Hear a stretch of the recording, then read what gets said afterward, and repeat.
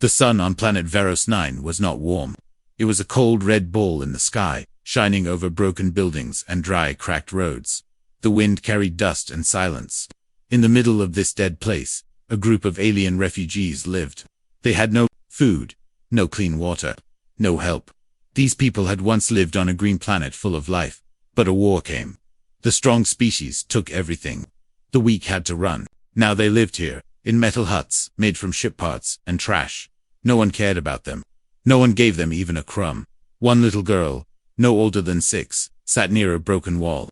Her skin was gray-blue, her eyes big and tired. Her name was Tika. She had not eaten for 3 days. Her mother was too sick to move. Her father had disappeared last month when he went looking for food. Tika tried to be strong, but today, she could not stop the tears. She cried softly, not loud, just enough for the wind to carry her pain. Far above, a ship landed near the border of the slum. A human soldier stepped out. His name was Captain Ray Carter, and he wore a black suit with silver armor plates. His mission was simple: to check the energy levels of a mining station. He was not here to help anyone. Ray walked past the old machines and broken tanks. He saw the slums from a distance. His scanner beeped. No threat detected. But he paused. Something didn't feel right. Then he heard it. A small sound, not a warning, not a machine. It was crying. Ray turned. He followed the sound, confused. Number 1 was supposed to be here. He walked slowly through the dust. Then he saw her. Tika was sitting on the ground, her face hidden in her arms. Her body was thin like a stick. Her feet were bare. Her clothes were torn and too small. Ray had seen war before, but this was different. He stepped closer. "Are you okay?" he asked gently. Tika looked up. Her eyes were wide. She didn't answer. She was scared. Ray knelt down. He took off his helmet.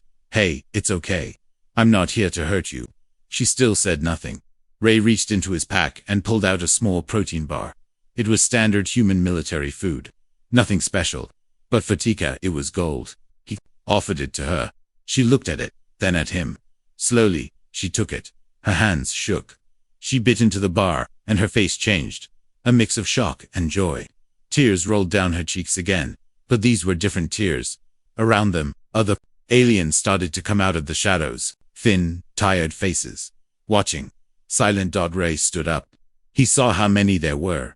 Old ones, mothers, children, all starving, all broken. No one had helped them. Until now, a tall alien with cracked skin walked up. "Why are you here, human?" he asked. In a slow voice. "I heard the child crying," Ray answered. The alien stared at him. "We cry every day. No one listens." Ray looked around. His heart was heavy. He felt angry. Not at the aliens, but at the system. The government. The silence. He turned to go back to his ship.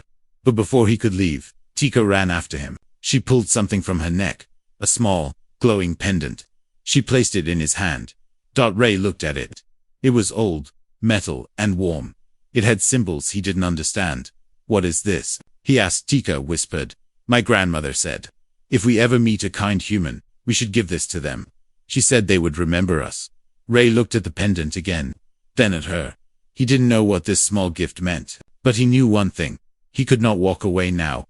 As he walked back to his ship, dust rising behind his boots, dozens of eyes followed him. Eyes full of hope. A moment ago, they had nothing. Now they had a chance, and none of them knew that this human who simply heard a little girl cry would soon change everything. The night on Veros 9 was silent, but not peaceful. The stars above did not shine with hope. They simply watched, like cold eyes in the dark sky. Captain Ray Carter stood outside his small human ship, staring at the pendant the little alien girl had given him.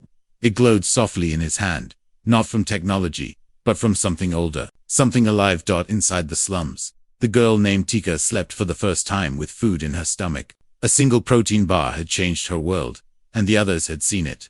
Ray didn't know yet. But that one small act, that first crumb, had already started something bigger. The next morning, Ray returned to the slums. He wasn't supposed to. His orders were clear: scan the mining zone, report back, and leave.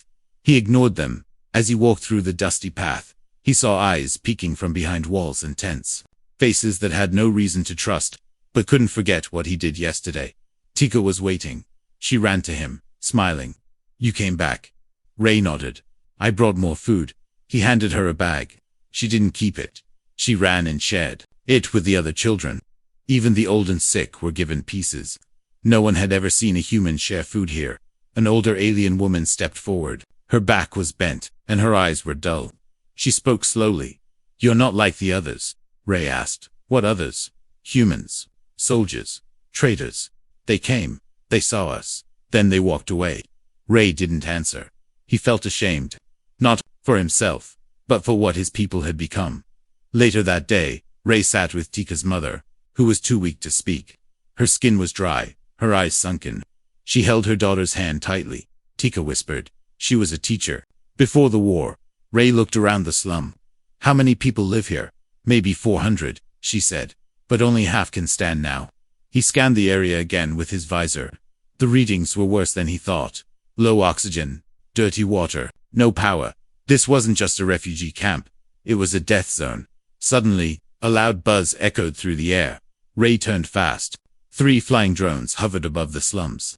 They were not his. They belonged to the local alien guards, hired by the rich traders who controlled the region. A voice came from a speaker. Step away from the infected zone. Human. These creatures are not your concern. Ray stepped forward. They are living beings. They are waste. Leave now or be marked for interference. The drones charged weapons. Ray stared at them, unafraid. Then slowly raised his hand, not to fight, but to record. His visor blinked. A hidden camera captured everything. Back at his ship, Ray sent the footage to a private channel. Not to his command, but to someone he trusted. Tika followed him. You will leave soon, she asked. Ray looked down. I should have already. She looked at the stars. My grandmother said humans were heroes once. Long ago, Ray sighed. I don't know if that's true anymore. Tika reached into her pocket and gave him something new. A small cloth, hand-stitched with old alien writing. Ray scanned it. The letters translated slowly. When the human heart breaks open, the stars will listen again. What does this mean? Ray asked. Tika shrugged. I don't know. She said it's from the old time. That night, as Ray sat alone, he opened a map of the planet. Something was strange. The slums were built over an old ruined site, long buried. Human records said it was empty. But his visor now picked up a faint energy source. It came from beneath the ground, exactly where Tika had cried the day before. Ray stood up. Something more was happening here. This wasn't just about hunger or war. It was about something lost, and something waiting as he walked out into the dark again. The wind carried voices behind him. Not cries this time, but whispers of hope, in the shadows. A group of young aliens watched him leave. One whispered, he gave her food. Another said, he listened, and the oldest among them nodded. Then maybe, he said quietly, the old stories were true. Asterisk, it rained dust that morning, not water, not light, only dry ash from the red sky, falling like the memory of something long dead. Captain Ray Carter stood quietly near the edge of the slum, staring down at the strange pendant in his hand. The metal felt warm again. It had no power source, no battery. Still, it pulsed like it was alive. Tika watched him from behind. You keep looking at it, she said. Ray nodded. I've seen many things across planets, but never something like this. Tika smiled softly. Maybe it remembers you. Ray couldn't sleep that night. He sat inside his ship and ran scans on the pendant. The results confused him. The metal was old, much older than anything humans had made in space. But then something strange happened. His system picked up a match. A small symbol on the pendant was also found in Earth's old files, in the Terran War archives, but marked as untranslated artifact from First Contact age. Ray sat up straight. How is that possible? He whispered. The next day he asked the old woman in the slum about it. She coughed and said, that symbol is from the time before the sky broke, before we lost the stars. Who made it? Ray asked. She looked up, her eyes full of shadows. We did not. It was given to us. By your kind. When your people were still kind. Ray felt a chill. Humans gave this to you. She nodded. You don't remember, but we do. Ray went back to his ship and opened a secret file. A file only military explorers had access to. It was about the extinction age, 200 years ago, when Earth was under attack by a race called the Drexery. There was one paragraph, almost forgotten. It read, one alien race helped us. Small in number. No weapons, just knowledge and healing. They disappeared after the war. Name, unknown. Symbol, Ray's heart skipped a beat. It was the same symbol on the pendant. The same race. Tika's people. The truth hit him hard. Humans had once been saved by this gentle race. And now, centuries later, humans had forgotten. While the ones who helped were starving, forgotten, dying in the dust. Ray stared at the pendant again. It was not just a gift. It was a reminder. A message from the past. Do not forget who stood with you when no one else did. Later that evening, Tika came to him again. She sat beside him on a broken wall. The air smelled like rust. My grandmother told stories, she said. She said the humans were not machines. She said they had hearts that could light up the sky. Ray didn't answer. He looked away. She added, maybe she was talking about you. Ray laughed, but it was a sad sound. I'm just a soldier, he said. Tika looked at him seriously. Then maybe a soldier can still remember what a hero feels like. Suddenly, the ground shook. Not much, just a small tremble. But Ray's visor beeped again. The energy reading below the slum had grown stronger. He stood quickly and followed. The signal, it led him to a half-buried stone circle under the dirt. He knelt down and brushed the dust away. There were symbols carved into it. One of them was shaped like a human hand. He pressed his palm to it. For a moment, nothing happened. Then, a soft hum filled the air. A circle of light spread around the stone. And then, the ground beneath him lit up blue lines, glowing softly, forming ancient patterns. Tika and the others ran to him. What is that? She asked. Ray didn't know what to say. The system under the slum was not just ruins. It was a forgotten machine, something old, something human, an alien. Together. Ray stepped back. He now understood something terrible. This place was once a shared sanctuary, a symbol of peace between their races, a hidden bond that had been buried by war and time. And now, the people who built it were dying on top of their own forgotten truth. He looked at the crowd now gathering. These were not just refugees. They were guardians of a secret. And he was the first human in 200 years. Glistened. As the wind picked up and the dust danced in the fading light. Ray spoke quietly. We owe you more than food. We owe you our memory. Asterisk, the sky above Veros 9 was never blue. But that morning, it changed. It turned orange. Burning orange, like fire had touched the sky. Captain Ray Carter stood at the edge of the slum, staring upward. A fleet of black ships was coming fast, loud, and angry. They moved like shadows with teeth. The alien guards had returned. But this time, they were not just drones. They were ready for war.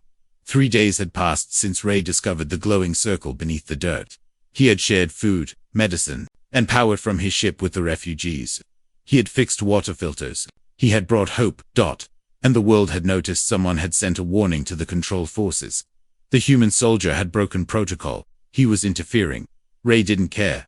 But now, the price had arrived. The children ran to him. Ships. In the sky. Old ones whispered in fear. Mothers held their babies tighter. Dust swirled like smoke. Tika stood beside him, holding his hand. Will they hurt us? Ray looked at her. His voice was calm. They will try. The first blast hit the outer wall of the slum. A giant wave of dust rose, shaking the ground. Metal, tents flew. People screamed. Ray pulled Tika close and activated his shield. A blue light spread around him, forming a protective dome. He opened his cum. Vero's command. This is Captain Ray Carter. Refugee zone is under fire. Requesting ceasefire and immediate backup. Static. Then a voice replied. You were ordered to leave. This is your doing now. Ray felt rage rise in his chest. He looked around. The people were not fighters. They had no weapons, no armor. And yet, the guards treated them like a threat. He made a choice. He ran to his ship and grabbed his gear. A pulse rifle, 3 shield emitters, and his drone assistant, Rix. Rix, he said, defense mode. Protect the slum. The drone beeped and flew up, scanning targets. The second wave hit harder. Fireballs rained from the sky, targeting the glowing circle Ray had found earlier. The enemy had discovered the ancient energy source. They want to erase the truth, he whispered. Ray activated the emitters, placing them around the circle. A dome of light covered the ruins. Tika ran to him. Why are they doing this? Ray stared at the ships. Because they're afraid. Afraid of what you remember. And what I've remembered. One of the alien guards landed nearby. He was tall, armored, and cold. His voice was sharp. You have broken the line, human. These creatures are not protected by law. Ray raised his weapon. Then maybe it's time the law remembered who these people are. The guard fired. Ray jumped, shield flickering. He fired back, hitting the guard's armor. The slum erupted in chaos. But something happened then. The stone circle beneath the ruins began to glow brighter. The pendant in Ray's pocket pulsed again, faster, hotter. The shield domes, powered by his energy, connected with the ancient symbols. Suddenly, a beam of light shot up into the sky. It passed through the clouds, through the dust, into space. Everyone stopped. Even the attacking ships paused in confusion. What was that? One guard asked over the cum. Ray didn't answer because he knew what had just happened. A signal had been sent. To where he didn't know, but someone somewhere had now seen them. In the silence that followed, the old woman stepped forward. Her voice was hoarse but strong. The stars have heard us. Ray looked up again, and for the first time, the fire in the sky wasn't just destruction. It was a sign that something greater had begun. Tika looked at Ray. Will they come now? The good ones. Ray looked at the beam still glowing in the air. I think they already have. The stars were quiet again. But Earth was not. Far away, on the human command ship orbiting Verosnin, alarms were blinking red. Unauthorized signal detected. The officer reported. It came from the slum zone. General Hawk stared at the screen. Which unit was near that location? The answer came cold and fast. Captain Ray Carter. The general's eyes narrowed. Mark Himrogue. Terminate contact. Down on the planet Ray didn't know yet. He was standing over the ruins, staring at the sky where the beam had vanished. The people behind him were quiet. The guards had pulled back, confused and watching. But they would return. Tika stood next to him, clutching his hand tighter than ever. You sent a message, didn't you? She whispered. Ray nodded. I didn't know who'd hear it. But someone had to. Suddenly, his cum device beeped, but not with orders. It flashed one single word in red. Traitor. Ray froze. He tapped the signal again. No response. He opened his system files. Access denied. Emergency link cut. Beacon disabled. Ray Carter was no longer part of the human network. He was alone. Worse, he was hunted. Back in his ship. Everything was locked. Autopilot refused to launch. Supplies sealed. Weapon cache offline. His own side had shut him down. Tika stood at the door. Why is your ship dark? Ray didn't answer right away. He just stared at the blank screen, then turned to her and said, because I'm not one of them anymore. That night, the slum was silent again. But it wasn't peace. It was the kind of silence before a storm. Whispers spread. The human is one of us now. Others warned. They will come for him. An elder said softly. Then we hide him. Ray didn't ask for protection. But the people he helped remembered. They took him underground, beneath the ruins, where light still moved in old walls, where the pendant symbol was carved into the stone. The next day, drones flew over the slums. Again, they scanned everything. They saw no ship, no heat trail, no Ray. A message played from the sky. Ray Carter is now marked for treason. Any species helping him will be punished. Do not hide the human. The people said nothing. They only watched. The dust rised underground. Ray was quiet. He sat near a wall of ancient writing. His visor translated slowly. One heart remembers. One hand protects. The light will only return when the forgotten is seen. What does that mean? Tika asked. Ray shook his head. I think it means someone has to remember what we were before we became like them. She looked at him with wide eyes. Are you afraid? Ray thought about it. Yes. Then why did you stay? He smiled sadly. Because you cried. Later, an old man gave Ray a small bag. Inside, dry rations, a power cell, and something wrapped in cloth. It was a memory chip. What's this? Ray asked. The old man replied, before the war, your people and ours built something together. That chip holds part of the map. Map to what? The elder leaned in. To a place where truth still lives. Suddenly, Rix's drone blinked red. Enemy signal approaching. Fast, they had found the underground opening. Ray stood up. They're here. Tika grabbed his arm. We'll hide you deeper. Ray shook his head. No, if I keep running, they'll destroy everything around me. I need to draw them away. She was about to cry. He knelt in front of her. I need you to be strong again. Like the day I found you. She nodded, trying to hold back tears. He gave her the chip. If I don't return, this must reach the stars. Ray exited the tunnels and moved into the hills. One man, no backup, no command, no safety. But he had something stronger. He had purpose. As the guards followed his signal into the rocks, Ray triggered a decoy flare, pulling them away from the slum. And, deep underground, as the people listened to the blasts far away, Tika held the chip close and whispered, "He didn't leave us." And far above, in a hidden channel on Earth, a single light blinked. Someone was watching. Someone who hadn't forgotten the old truth. The stars above Varos 9 had seen many wars, but they had also seen a promise long ago, before memory turned to dust. Captain Ray Carter didn't know where the old map chip would lead. He only knew he had to follow it. Tika rode behind him on an old hoverbike, arms wrapped tight around his waist. They moved quietly through the red canyons beyond the slum, away from the eyes of both enemies and allies. The air was thin, the land was silent, but the pendant in Ray's pocket glowed a little brighter with each mile, like it remembered the way home. After 4 hours, they stopped at a dead end, a giant stone wall covered in dust, vines, and time. Ray scanned it. Beneath the rock was a large hollow space. "This is it," he said softly. "It's underneath." Tika stepped down. "But how do we open it?" Ray looked again at the stone and then at the pendant. There was a small, round shape carved into the center of the wall, the exact size of the pendant. He pressed it, and nothing happened. Then the wall breathed. It let out a slow sigh, like it had been asleep for hundreds of years. The rock cracked and opened into a spiral. The stairway of light. Ray lit a torch. Tika followed him closely. The deeper they went, the warmer it became, not with heat, but with memory. Strange patterns glowed on the walls, symbols from both human and alien languages, written side by side, like they had once built something together at the bottom. They entered a massive underground hall. It was beautiful. Crystal lights floated in the air, pillars carved with scenes of peace, unity, children from both species playing. It didn't feel like a bunker. It felt like a dream. Tika whispered, "This was real." Ray nodded slowly. This was the heart. In the center of the room was a single chair, not a throne, not a weapon, just a smooth stone seat. Above it, floating in the air, was a single glowing orb. Ray stepped forward, and the orb glowed brighter. His visor activated automatically and began translating the inscriptions. "Welcome, human soul. You did not forget. You are the key." Ray touched the orb. A soft hum filled the air. Then a hologram appeared, a woman, not fully human, not fully alien, a hybrid. She began to speak. "Long ago, two races stood side by side. We fought a darkness together. We won." And then the memory of that light faded. Greed, pride, and fear buried the truth. The image flickered. "You who remember must now decide. Will the light rise again?" Ray looked at Tika. He had no rank now, no backup. Orders, only a question that had been waiting for centuries. He placed his hand on the orb. Again, the room responded. The pillars glowed, walls shifted, and from behind the orb a golden gate opened, slowly, revealing a chamber even older.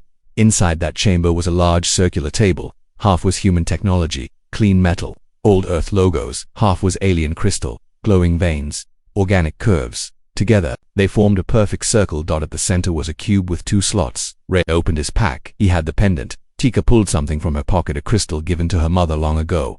Together, they placed the items into the cube. For a moment, nothing happened. Then a beam of white light shot up from the cube, through the roof, through the canyon, straight into the sky again. But this time, it was not a distress signal. It was a call to remember. Far above, in deep space, a forgotten satellite blinked alive. It carried a message. "Peace protocol reactivated. Genetic key verified.